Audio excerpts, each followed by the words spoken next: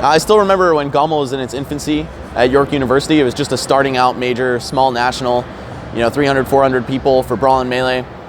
And since then, it's really exploded into something beautiful. I'd really point to 2016 as the turning point when they got out of York and got into the Queen Elizabeth building downtown.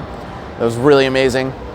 But effectively, Joe and EMG turned a student club into the premier tournament organization in Canada. It's just insane to see it. Everyone's here, US, Canadians, Europeans, everybody is gathered under this roof today.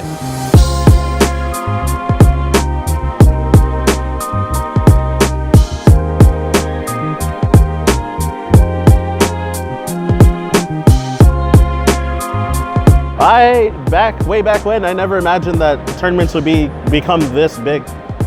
GOML itself, even GOML itself had such a huge growth. Like, as you said, from York University, starting from York University Commons, and then growing, having these next two GOMLs at this venue. This place is huge. It's amazing. Yeah, I'm pretty astounded that there's something like close to my home even. It's cool. The growth that I've witnessed from the Canadian scene in terms of when I used to come back here in the past to now has been, I'd say, inspiring, to be honest, because Canada was always a scene that was like overshadowed by the United States. That's where the majority of like top talent was. And then when we got more, I guess, more connected with Japan, we realized they had a lot of talent. Because of that, like, people didn't really tune into your tournaments and, things of that sort. It was very hard for you guys to get eyes. So that goes back to the whole unfortunate part of Canadians unable to travel to major tournaments in the US. And since the US has the most national attention aspect of the whole tournament series over there, it's unfortunate because the only Canadians that most people know are like Mistake, Kels, Locust, and it's like their breakthrough of a tournament in the United States, and then people soon after that are like, okay, where are these players from? Oh, they're from here. Oh, from this part of Canada, or from this part of Canada.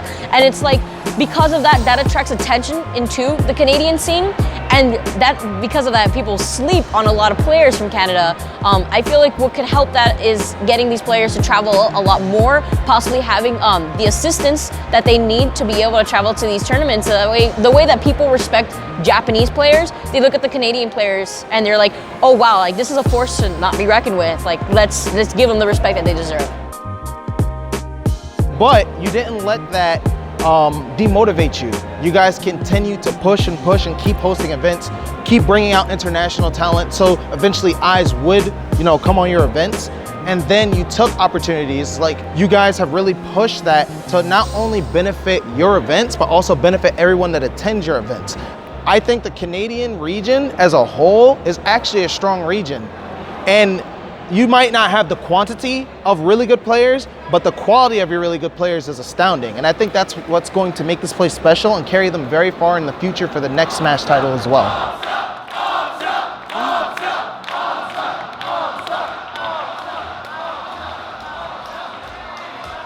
Oh, it's really funny when you think about it, because our main venue was usually not even just for our national, but it was also for our regional, and it was for our monthly. Like the York University has been so kind to us because we used it for everything. Until finally, I think we went to 2016 in downtown Toronto. I mean, that was so huge for us. And then later on, we got even bigger, the International Center. So in all honesty, I think it's just been a steady growth. People have been slowly noticing, and it's not just the players, but the sponsorship as well. It's just crazy.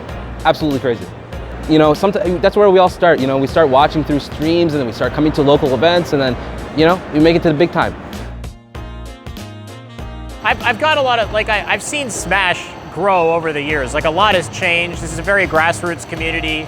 All these events starting with almost nothing, like a terrible webcam and just a basic commentary setup and a couple CRTs laid out on some tables in a basement, or it's taken a long time to really start to grow and to become esports as it is, but the transition's been huge, and it's been great to see that happen. It's been exciting. It's really starting to grow. I mean, look at this venue now. The stage is beautiful.